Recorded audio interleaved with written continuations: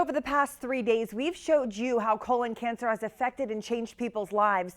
But now we want to tell you how to protect yours and, most importantly, how to take ownership in your health.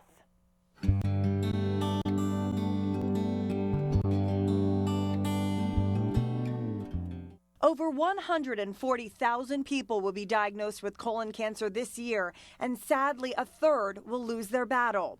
While many times colon cancer flies under the radar undetected, the good news is there is a way to screen for it. Since we've been doing colonoscopy and screening, that number has really fallen over the last 20 years, and we have data to show that the death rate is significantly lower with colon cancer screening. Dr. Ben Lazarus with RGAL has performed between 40 and 50,000 colonoscopies in his life.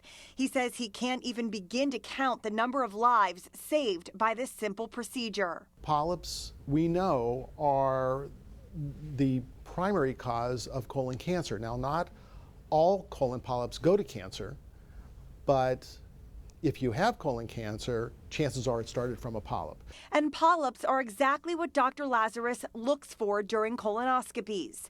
He says there is no reason to fear the procedure. The worst part is actually the prep.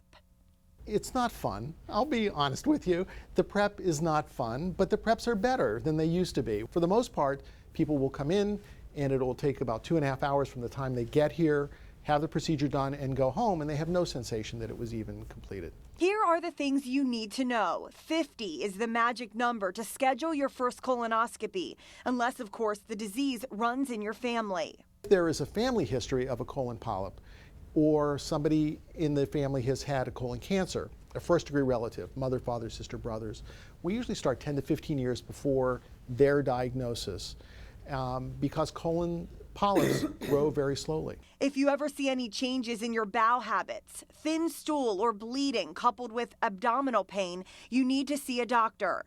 Unfortunately, 20% of the general population will ignore their doctor's orders for such a simple procedure that could have a huge impact on your life. It's not pleasant, and the prep is just terrible. I've done it, but it's one of those necessary evils that we have to do. It's one of those things where you just, at age 50, you certainly have to consider having it done for your family because it will save your life. Now, if caught in the early stages, colon cancer is treatable. The odds of getting colon cancer are 1 in 20.